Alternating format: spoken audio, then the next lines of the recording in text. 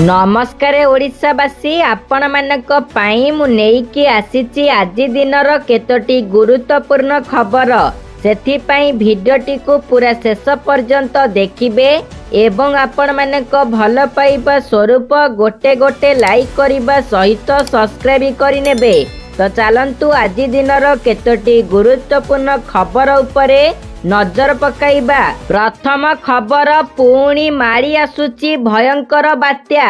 सूचना मुताबक बंगोपसागर रे सृष्टि हेला बात्या डिटुआ। दक्षिण पश्चिम बंगोपसागर रे पार्श्ववर्ती श्रीलंका उपकूल रे सृष्टि हेला बात्या। उत्तर उत्तर पश्चिम को गति करिबो बात्या डिटुआ एवं 30 बेलकु उत्तर तमिलनाडु पुडुचेरी दक्षिण आंध्र को मुहाइब बोली सूचना देइछि भारतीय पाणीपाग विभाग। बंगोपसागर रे सृष्टि लघुचाप परे अवपात गभीर अवपात परे एबे बात्यारे परिणत होइछि। तेबे बात्यार संभाव्य गतिपथ मध्य जारी करिछि भारतीय पाणीपाग विभाग बा आईएमडी। एबे बंगोपसागर रे केवल बात्या सृष्टि होइछि। परवर्ती समय रे यह केते विपद एवं केउठी लैंडफॉल करिबो से नहीं स्पष्ट जना पड़िबो। पाणीपाग विभागर सूचना अनुसार बंगोपसागर रे सृष्ट बात्या भारत मुहा हेउछि किंतु प्रभाव हुए तो कम रही पारे। परवर्ती खबर शिक्षकों बदली करि परिबेनी कोनोसी नेता मंत्री। हाईकोर्टक गुरुत्वपूर्ण राय। शिक्षक शिक्षयित्री बदली को नहीं राज्य सरकार को लागिला बड़ झटका। शिक्षा क्षेत्र में राजनैतिक हस्तक्षेप को हाईकोर्टक ना पसंद। एने राज्य सरकार करिथिबा चिट्ठी को खारज कले हाईकोर्ट। एपरी कले शिक्षा क्षेत्र में राजनैतिक हस्तक्षेप हेब बोली हाईकोर्ट कहिसंती। सूचना थाउ कि राज्य सरकार 15 शिक्षक शिक्षयित्री को बदली पाई सांसद विधायकों को देइथिले क्षमता। विधायक और सांसद निज निर्वाचन मंडली 15 जन शिक्षक शिक्षयित्री को बदली पाई सुपारिश करि परिबे। जहाकु नेई हाईकोर्ट रे होइथिला मामला। हाईकोर्ट मामलार सुनानी करी राय संरक्षित रखिथिले। आउ एबे राय प्रकाश करिसंती हाईकोर्ट जेउथिरे शिक्षा क्षेत्र रे राजनैतिक हस्तक्षेप को ना पसंद करिसंती हाईकोर्ट। परवर्ती खबर एणिकी सबु स्कूल रे तृतीय श्रेणी रु एआई उपरे पाठ्यक्रम। देशर सबु विद्यालय रे तृतीय श्रेणी रु कृत्रिम बुद्धिमत्ता बा आर्टिफिशियल इंटेलिजेंस शिक्षा पाठ्यक्रम आरंभ करा जिवो। एथिपाई चलित वर्ष डिसेम्बर सुधा संबल सामग्री हैंड बुक डिजिटल संबल विकसित करा जिवो। आर्टिफिशियल इंटेलिजेंस एवं कंप्यूटेशनल थिंकिंग शिखिबा चिंता करिबा एवं शिखाइबार अवधारणा को सुदृढ़ करिबो। यह सार्वजनीन हित पाई एआई रो प्रचलन को विस्तार करिबो। एही प्रयास जटिल आह्वान को समाधान करिबा लागि एआई रो नैतिक उपयोग दिगरे एक नूतन किंतु गुरुत्वपूर्ण पदक्षेप। तृतीय श्रेणी एही वैश्विक शिक्षा आरंभ हेबा फलरे मौलिक स्तर रे एहाकु शामिल करा जाई परिबो। परवर्ती खबर राज्य को पुणी फेरिला शीत। 2 दिन हाड़ भंगा जाड़। सूचना मुताबक राज्य को पुणी थरे शीत आरंभ होई जाइछि। 15टी स्थानर तापमात्रा 15 डिग्री तले रहिछि। 4टी स्थानर तापमात्रा 12 डिग्री बा एहाठारु तळकु खसी जाइछि। आसंता 2 दिन राति तापमात्रा आहुरी 2 रु 3 डिग्री खसिबा सह ठंडा बढ़ी जिवो। शीत को नेई एमिति पूर्वानुमान करिछि पाणीपाग विभाग। जी उदयगिरी रे सर्वनिम्न तापमात्रा पारद 8.6 डिग्री को खसिछि। ठंडार मजा नेबाकु स्थानीय अंचलर ବିଭିନ୍ନ ପ୍ରାକୃତିକ ପର୍ଯ୍ୟଟନ ସ୍ଥଳରେ ପର୍ଯ୍ୟଟକଙ୍କ ଭିଡ଼ ଦେଖିବାକୁ ମିଳୁଛି। ଗୁରୁବାର ଓ ଶୁକ୍ରବାର ଆଭ୍ୟନ୍ତରୀଣ ଓଡ଼ିଶା ଓ ଦକ୍ଷିଣ ଓଡ଼ିଶାର ଅଧିକାଂଶ ସ୍ଥାନରେ ପାରଦ 15 ଡିଗ୍ରୀରୁ ତଳେ ରହିପାରେ ବୋଲି ପାଣିପାଗ ବିଭାଗ ଆକଳନ କରିଛି।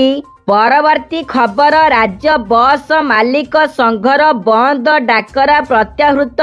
ସୂଚନା ମୁତାବକ ଡିସେମ୍ବର 1 ତାରିଖରୁ ବସ୍ ବନ୍ଦ ଡାକରା ନିଷ୍ପତ୍ତି ପ୍ରତ୍ୟାହୃତ କରିଛନ୍ତି।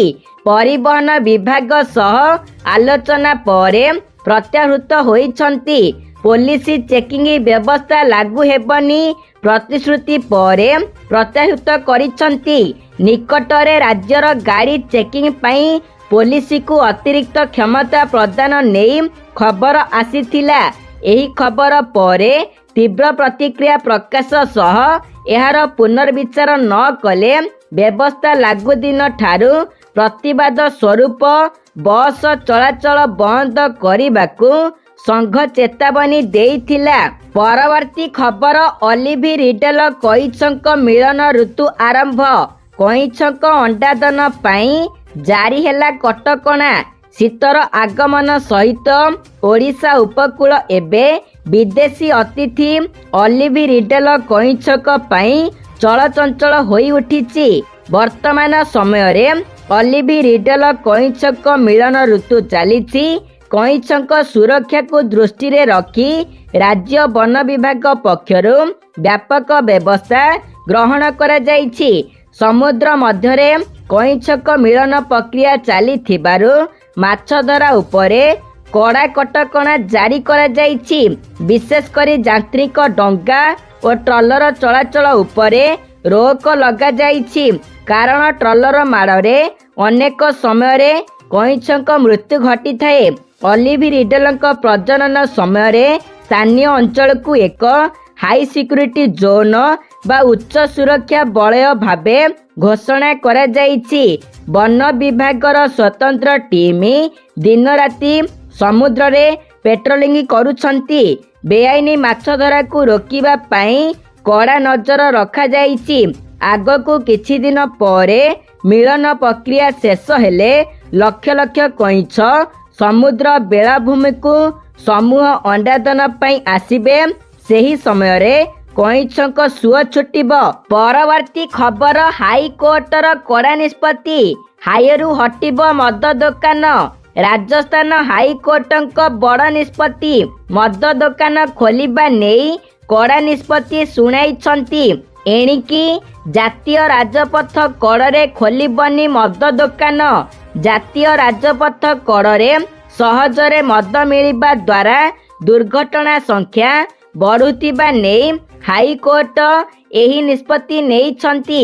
କୋର୍ଟ ସ୍ପଷ୍ଟ ନିର୍ଦ୍ଦେଶ ଦେଇଛନ୍ତି ଯେ ରାଜ୍ୟ ଏବଂ ଜାତୀୟ ହାଇୱେରେ 500 ମିଟର ବ୍ୟବଧାନ ମଧ୍ୟରେ ଥିବା ସମସ୍ତ ମଦ ଦୋକାନ ତୁରନ୍ତ ହଟାଇ ଦିଆଯାଉ। ହାଇକୋର୍ଟଙ୍କ ଏହି ନିଷ୍ପତ୍ତି ପରେ ରାଜ୍ୟର ପ୍ରାୟ 1102ଟି ମଦ ଦୋକାନ ସିଧାସଳଖ ପ୍ରଭାବିତ ହେବାକୁ ଯାଉଛି। କୋର୍ଟ ରାଜ୍ୟ ସରକାର ଓ ଅବକାରୀ ବିଭାଗକୁ 2 ମାସ ମଧ୍ୟରେ ସମସ୍ତ ମଦ ଦୋକାନକୁ ସ୍ଥାନାନ୍ତର କରିବାକୁ ଆଦେଶ ଦେଇଛନ୍ତି। ସଡ଼କ ସୁରକ୍ଷା ଓ ଜନହିତକୁ ନେଇ ଉଠିଥିବା ମାମଲାର ଶୁଣାଣି ବେଳେ ଏହି ନିଷ୍ପତ୍ତି ଶୁଣାଇଛନ୍ତି। ପରବର୍ତ୍ତୀ ଖବର, ଡିସେମ୍ବର 1 ତାରିଖରୁ ସର୍ବସାଧାରଣଙ୍କ ପାଇଁ ଖୋଲିବ ଗୁଣ୍ଡିଚା ମନ୍ଦିର। ଏଥିପାଇଁ ସମସ୍ତ ପ୍ରକାର ବ୍ୟବସ୍ଥା କରାଯାଇଛି। ଏନେଇ ସୂଚନା ଦେଇଛନ୍ତି ଜିଲ୍ଲାପାଳ ଦିବ୍ୟଜ୍ୟୋତି ପରିଡ଼ା। ଦୀର୍ଘ ପ୍ରାୟ 6 ବର୍ଷ ହେଲା ବନ୍ଦ ରହିଛି ଗୁଣ୍ଡିଚା ମନ୍ଦିର। ସୂଚନା ଦେଇ ଜିଲ୍ଲାପାଳ କହିଛନ୍ତି ଯେ ଗୁଣ୍ଡିଚା ମନ୍ଦିର ନିକଟରୁ ହଟିଛି ଜବରଦଖଲ। ଭକ୍ତଙ୍କ ପାଇଁ ହୋଇଛି ବ୍ୟବସ୍ଥା। ଗୁଣ୍ଡିଚା ମନ୍ଦିରର ପରିଚାଳନା କରିବ ଶ୍ରୀମନ୍ଦିର ପ୍ରଶାସନ। ପରବର୍ତ୍ତୀ ଖବର, ଚାକିରି ଛାଡୁଥିବା ଲୋକଙ୍କ ପାଇଁ ଖୁସି ଖବର। ସୂଚନା ମୁତାବକ ଯଦି ଆପଣ ଚାକିରି ପରିବର୍ତ୍ତନ ବିଷୟରେ ଚିନ୍ତା କରୁଛନ୍ତି କିମ୍ବା କୌଣସି କାରଣରୁ ଆପଣଙ୍କୁ ଅଫିସ ତୁମକୁ ଚାକିରିରୁ ବହିଷ୍କାର କରୁଛି, ତେବେ ଆପଣମାନଙ୍କ ପାଇଁ ଏହା ଏକ ଭଲ ଖବର। ସରକାର ମାସ ମାସ ଧରି ସେମାନଙ୍କର ଫୁଲ୍ ଆଣ୍ଡ ଫାଇନାଲ ଦେୟ ପାଇଁ ଅପେକ୍ଷା କରିଥିବା କର୍ମଚାରୀଙ୍କ ପାଇଁ ଏକ ନୂଆ ନିୟମ ଲାଗୁ କରିଛନ୍ତି। ନୂତନ ଶ୍ରମ ସଂହିତା କାର୍ଯ୍ୟକାରୀ ହେବା ସହିତ କମ୍ପାନୀଗୁଡ଼ିକୁ ଏବେ କେବଳ 2ଟି କାର୍ଯ୍ୟ ଦିବସ ମଧ୍ୟରେ କର୍ମଚାରୀଙ୍କ ଫୁଲ୍ ଆଣ୍ଡ ଫାଇନାଲ ଦେୟ ଦେବାକୁ ପଡ଼ିବ। ନୂତନ ମଜୁରୀ ସଂହିତା ଅନୁଯାୟୀ ସମସ୍ତ ପ୍ରକାରର କର୍ମଚାରୀଙ୍କୁ ବର୍ତ୍ତମାନ 2 କାର୍ଯ୍ୟ ଦିବସ ମଧ୍ୟରେ ଆନୁଷ୍ଠାନିକ ଭାବରେ ସେମାନଙ୍କର ଫୁଲ୍ ଆଣ୍ଡ ଫାଇନାଲ ସେଟଲମେଣ୍ଟ ରାଶି ପ୍ରଦାନ କରାଯିବ। ବିଟିଜି ଅଧଭୟର ପାର୍ଟନର ଅର୍ଜୁନ ପଲେରିଙ୍କ ଅନୁଯାୟୀ ୱେଜ କୋଡ୍ 2019ର ଧାରା 17 ସ୍ପଷ୍ଟ ଭାବରେ ଉଲ୍ଲେଖ କରେ ଯେ ଜଣେ କର୍ମଚାରୀଙ୍କ ଶେଷ କାର୍ଯ୍ୟ ଦିବସ ପରେ ମାତ୍ର 2 କାର୍ଯ୍ୟ ଦିବସ ମଧ୍ୟରେ ତାଙ୍କର ପୂର୍ଣ୍ଣ ଦରମା ପ୍ରଦାନ କରାଯିବା ଆବଶ୍ୟକ। ଏଥିରେ ଦରମା, ଅବତନିକ ଛୁଟି ଏବଂ ଅନ୍ୟ ଯେକୌଣସି ପ୍ରାପ୍ୟ ଅନ୍ତର୍ଭୁକ୍ତ। ତଥାପି ଗ୍ରାଚ୍ୟୁଟି ଭଳି କିଛି ପରିମାଣ ପୃଥକ ନିୟମ ଅନୁଯାୟୀ ସମ୍ମତ ସମୟରେ ପ୍ରଦାନ କରାଯିବ। ପରବର୍ତ୍ତୀ ଖବର, ପୁଣି କମିଗଲା ସୁନା ଦର। ସୂଚନା ମୁତାବକ ନ୍ୟାସନାଲ ୱେବସାଇଟ ଗୁଡ୍ ରିଟର୍ଣ୍ଣସ ଅନୁଯାୟୀ ଭୁବନେଶ୍ୱର 24 କ୍ୟାରେଟ ସୁନା ଦର 10 ଗ୍ରାମ ପିଛା 1,27,750 ଟଙ୍କା ରହିଛି, ଯାହା ଗତକାଲି 1,27,910 ଟଙ୍କା ଥିଲା। ଏଥିରେ 160 ଟଙ୍କା ହ୍ରାସ ଘଟିବା ଦେଖିବାକୁ ମିଳିଛି। ସେହିପରି 22 କ୍ୟାରେଟ ସୁନା ଦର 10 ଗ୍ରାମ ପିଛା 1,17,100 ଟଙ୍କା ରହିଛି। ଗତକାଲି ଏହାର ଦର 1,17,250 ଟଙ୍କା ଥିଲା। ଏଥିରେ 150 ଟଙ୍କା କମିଯାଇଛି। ପରବର୍ତ୍ତୀ ଖବର, ବିଏସ୍ଏନ୍ଏଲ୍ର ଜବରଦସ୍ତ ଅଫର ଆସିଲା। ଶସ୍ତା ରିଚାର୍ଜ ପ୍ଲାନ, ବର୍ଷ ସାରା ଫ୍ରି କଲିଂ ସହ ମିଳିବ ଏହି ସବୁ ସୁବିଧା। ବିଏସ୍ଏନ୍ଏଲ୍ ଏହାର ଲକ୍ଷ ଲକ୍ଷ ଉପଭୋକ୍ତାଙ୍କୁ ବର୍ଷ ସାରା କମ୍ ମୂଲ୍ୟରେ ସେମାନଙ୍କର ସିମ୍ ସକ୍ରିୟ ରଖିବା ପାଇଁ ଏକ ଶାନଦାର ଉପାୟ ଆଣିଛି। ସରକାରୀ ଟେଲିକମ କମ୍ପାନୀର ଏହି ପ୍ରିପେଡ୍ ରିଚାର୍ଜ ଯୋଜନା 365 ଦିନର ବୈଧତା ସହିତ ଆସିଥାଏ। ଏହା ଅସୀମିତ କଲିଂ ଏବଂ ମାଗଣା ଜାତୀୟ ରୋମିଂ ଭଳି ସୁବିଧା ପ୍ରଦାନ କରେ। ବିଏସ୍ଏନ୍ଏଲ୍ ନିରନ୍ତର ଭାବରେ ଏହାର ଉପଭୋକ୍ତାମାନଙ୍କ ପାଇଁ ସୁଲଭ ଯୋଜନା ପ୍ରଚଳନ କରୁଛି।